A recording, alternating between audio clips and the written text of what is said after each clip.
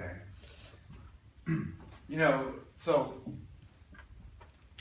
I like this question. It comes up in 5.4, and in the homework in 5.4, there's only a few of these, and then there might be some. I think there's one difficult one that I don't know how you're going to do it. I think they want you to use a calculator or something that I'm not really prepared to teach you.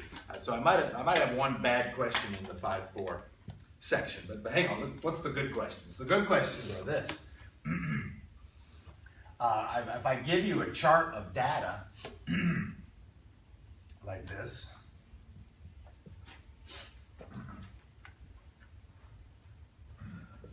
I'll tell you what, I'll make an easy one here.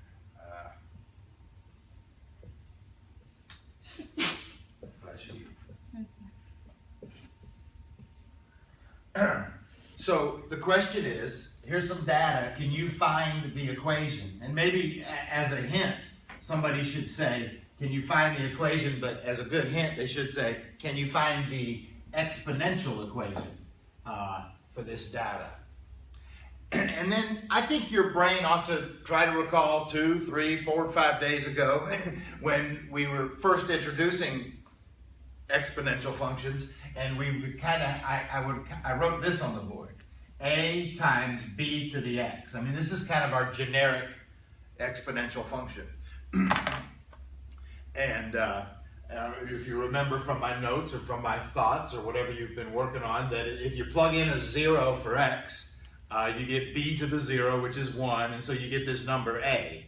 So this number a is, when you plug in a 0 for x, you get a. So you could call that the y-intercept, or you could call it the initial value or the starting value. And then the base, b is the base, of course, and again, I'm not sure if you quite caught this, but it's been mentioned. In these exponential functions, the base is the thing you multiply by every time, which, by the way, makes sense. When you change the exponent, you multiply by a new base. You multiply by the base again. When it's b squared, it's b squared. When it's b cubed, you multiply by another b. When it's b to the 4th, you multiply by another b. So b is the thing you multiply by every time. So I think you can stare at this data and come up with those ideas. And I mean, if you can come up with a and if you can come up with b, you've got the equation. So anyway, to make this nice and easy, somebody should give you this y-intercept, or this 0. So when x is 0, y is 45. That's my a, I think. That's my starting place. And then all I got to do is figure out what my base is. And the base is the thing you multiply by every time. So can you figure out this base? What do you multiply by every time? 2. Thank you. You multiply by 2.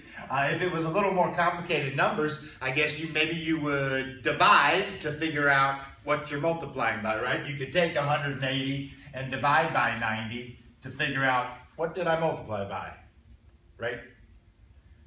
So you could take the next piece of data and divide by the previous piece of data. And by the way, let me just say it like this to tell you the truth. Let me just take out that word data. You can take the next y value and divide by the previous y value, and that should be your base. You might want to check a few just to double check, but this is an easy one. They're all multiplied by 2, but this one starts at 45. It's got a base of 2 very clearly. I'm done with this problem. The question was, can you stare at the data and come up with the equation? And we got it. So that's kind of easy. I like those. You know, if I don't give you this 0, I don't know. I don't know what to do. One way to also do this, if the numbers aren't so pretty or so nice, is you type these into a computer, maybe an Excel program, and ask it to do it for you. Our book hints to that a little bit, but I haven't made you do any Excel programming, and I won't start now. But maybe next semester I'll do a little of that. The other thing you can do is type data into a calculator. You got to have the right kind of calculator, and I didn't tell you to buy that kind of calculator. That's $100, $150. But that is something you can do. You can type data in a calculator, or a computer can take the data and do some fancy math and figure out the equation. It can figure out the equation. But if it's nice and easy, you can figure it out, you know. Let me make a little tougher one here. Hey, by the way, is that exponential growth or decay? Growth. Thank you. You know, right? You can tell as x grows, are the y values growing? Well, then it's growth. Also, after the fact, we realized. Remember, we used to study that the fact that the base is bigger than 1 made it exponential growth, but it's obviously growth. The y values are growing. Let me try another one here. So can I just make one of these up? I like to start it at 0.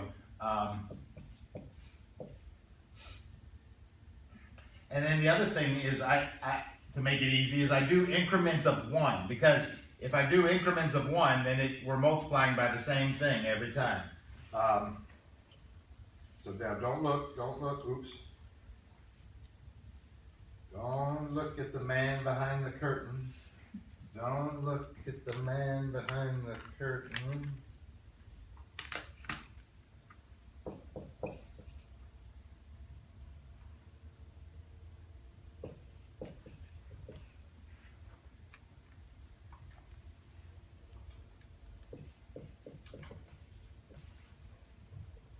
That's good enough.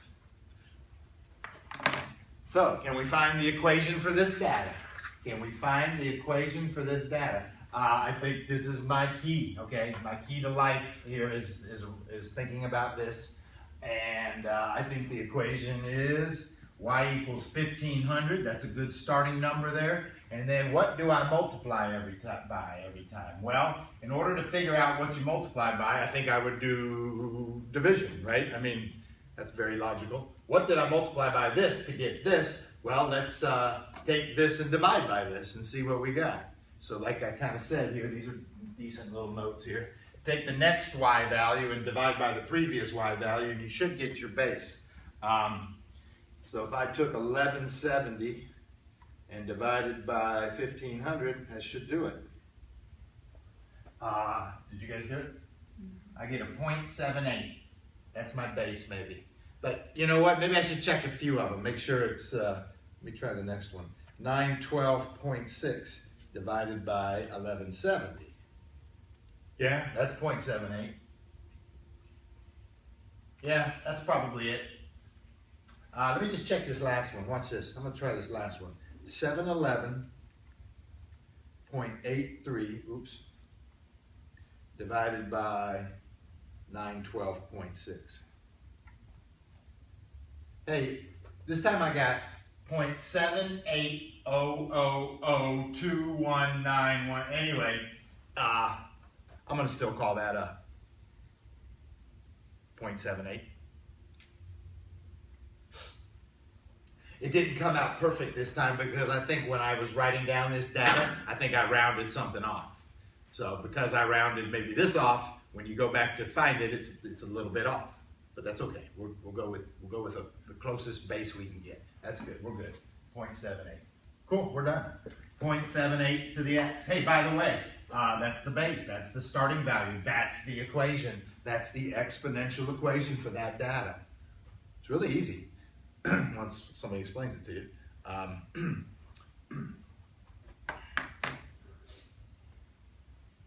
You know, for fun, let me contrast that with this. Watch this one. I'm just contrasting that with a different old problem. This is an old problem now. Watch this.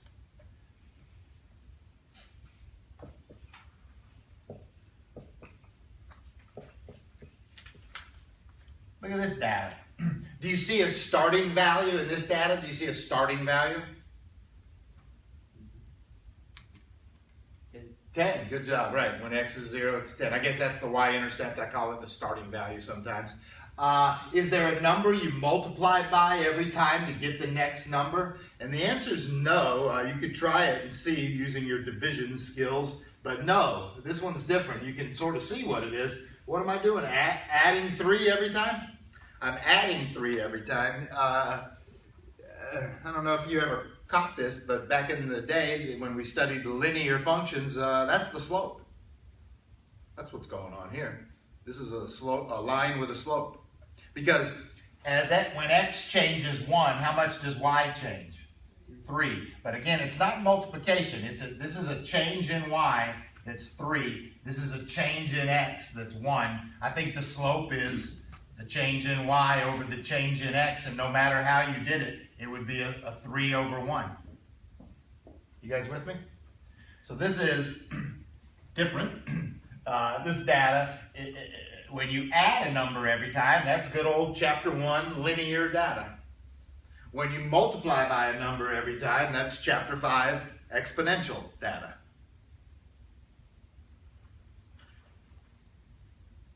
Yeah. Anyway, could I write this equation? It takes me back to chapter 1.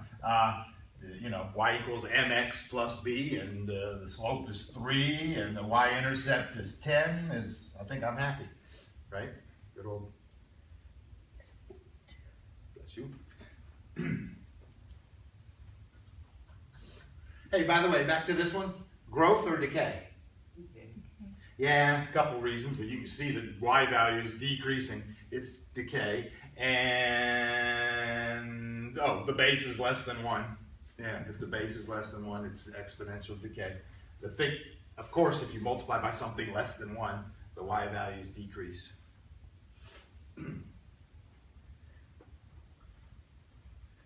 So, in a way, I think that's 5-4. Let me let's do something different here. Let me show you something else here in 5-5, and then we'll stop. This is just quick. We can get back to some of these topics Thursday. Or whatever we need to, but just to get you going one more little bit before we stop and take a quiz here. In 5-5, there's some different things going on. It's weird the way this book presented this material. There's this formula, and where they use this S. This is another one of these financial formulas. This is P. This is 1 plus R over K raised to the KT. Oh boy. So this is investments, putting money into an account that earns interest. And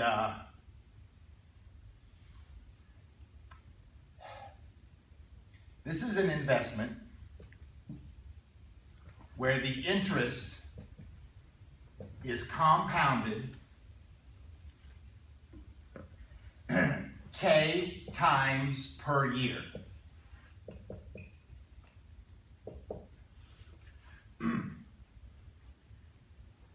So it's a little more complicated investment formula. What's funny is usually we present these formulas together. See, earlier, this was 2 or 3 days ago, I already presented you this formula. This is an investment, e to the RT. And there is no K in this formula because we're not compounding the interest K times per year. I don't know if you remember, but this was interest that was compounded. The word was compound the interest continuously. So when it's compounded continuously, this was our formula. And we used it already a little bit, but back in 5-1, I guess it was. But they saved this till 5-5. Again, they kind of usually present these together. What's this? It's interesting. This compounded is.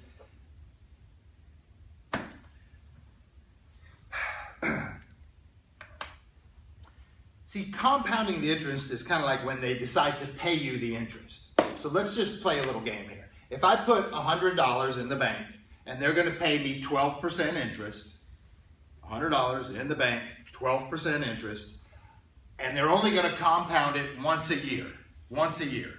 So I can go to the formulas, but I'd rather just do this in my head, if you will. Listen, once a year. So what happens? I put my $100 in the bank, and it really, in a way, it starts earning interest, but in a way, it doesn't earn any interest. I don't get paid any interest until that whole year has gone by. And after that year has gone by, then they decide to pay me my 12% interest. So it's $100, 12% interest. They pay me $12. Cool. So now I have $112 at the end of that year. Then that sits there a whole year, and at the end of that year, they calculate another 12%, and they pay me 12% of $112. Whatever that is, and they add it to it. Okay, stop. All right, let's play a new game. Ready? Listen to this game. Now, let's do it compounded monthly. So that was once a year. Now it's compounded monthly. Same thing, though. $100, 12% interest. Okay, now listen close. $100, 12% interest. So I put my $100 in the bank. Look, they're going to do this 12% interest, but they're doing it monthly. So that means every month they're going to give me a little bit of interest. But the 12% interest is a yearly figure. If they're going to compound it monthly, what is K if they compound it monthly? What is K? When it's compounded monthly, I think that would be every month. I think that would be 12 times a year. What is K? 12. K is 12. When it's compounded monthly, it's 12 times per year. K is the number of times per year. So K is 12. Oh, so look what they do. I'm trying to show you this formula, and I'm also trying to think logically with you. Look, they take the 12% interest and they give me 1 month's worth. They take the 12% interest and they divide by 12. They take the 12% interest and divide by 12. So they give me 1% interest, that's a month's worth. So hang on, what do? I put $100 in the bank. At the end of a month, they give me 12% interest divided by 12. They give me 1%. So they give me $1. You with me? At the end of 1 month, I got $1. So now I got $101. See, they started paying me my interest a little earlier because it was compounded every month. So they give me that damn $1. Okay, thank you. Now, at the end of the next month, they give me another 1%.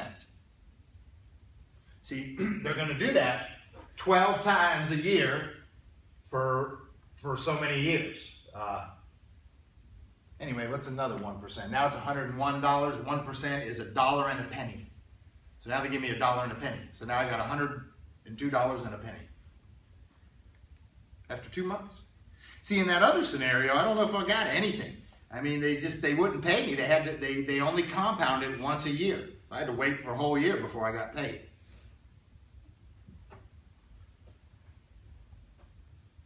So let's just see what happens. If, like I said, $100, let's do this. 12% interest, compounded monthly, so K is 12. And let's leave it in there for 1 year.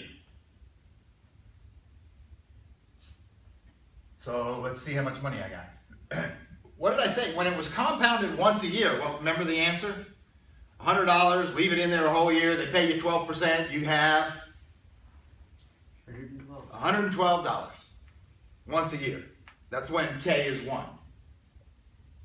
This is compounded monthly. So they're going to give me a little interest every month. Let's see how this changes. $100, 1 plus, what's my 12.12, that's my interest rate, divided by K, which is 12, all raised to the 12. That's 12 times a year, but we're only going to do it for 1 year. All right, watch how this works. It's very logical. This is your 12% divided by 12. That's your 1% I'm talking about. When you add your 1% to the number 1, you're multiplying by a 1.01. This is you adding 1% every month for 12 months. I mean, doesn't it make sense? This is your money gaining 1% per month for 12 months. Starting at $100, gaining 1% every month for 12 months. Can you please do this? This would be compounded monthly, those little pennies are going to start earning interest a little early. I think this is going to be more than $112. Not much more, but I think it's a little more. Can y'all do it? 1.01 to the 12th?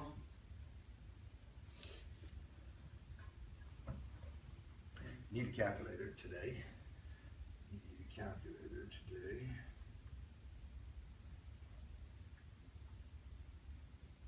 Times 100. I'm getting $112.68. Is that what you got? Good job.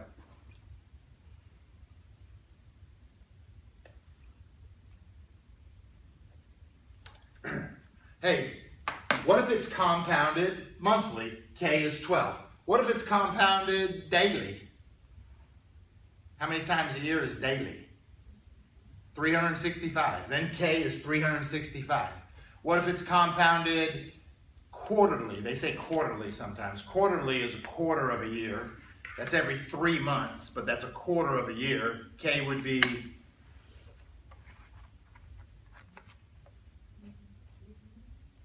how many times a year is every 3 months? 4 times a year. K would be 4. They use the words compound monthly, compound quarterly, compound daily. That's the words they use. If we compound continuously, then we don't do this formula, we jump on this formula. Let me just see what happens to my $100 if I do it that way. It's not $100. This is like continuously means more than every day, more than every hour, more than every second. It means every fraction of a second. We're paying you a teeny bit of interest. What happens? It's E raised to the 0.12 times, I'm just going to do 1 year. So 1 year compounded continuously. I think it'll be a little bit more than the 112.68. I think it's, well, you can help me. Can you help me? What's E to the 0.12 times 100? Probably 100, I don't know what it is. It's probably not much more. Can you guys do it? You can't do it? What about on today's quiz? Can you do it? You're going to have to use a calculator today.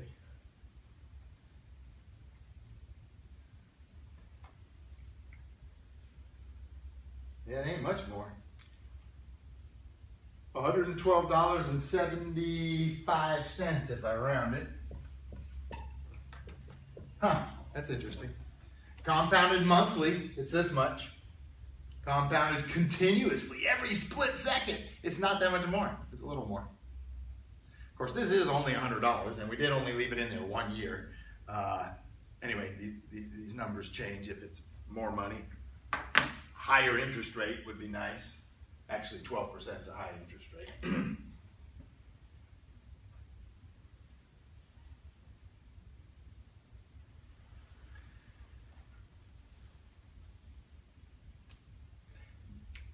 And again, the idea is to kind of leave it in there longer than a year. Leave it in there. I mean, we want our interest to earn interest. So now, you know, the next year, I don't start with $100. I start with this much, you know, heading into the next year in a way. Or, I mean, my interest builds.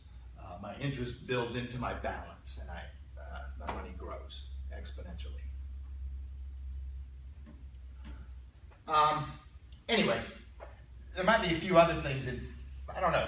To me, this was the idea in 5.5, and it was kind of weirdly. I could have introduced this back when I was talking about this, but anyway, here they are together, earning interest. Let's stop now, and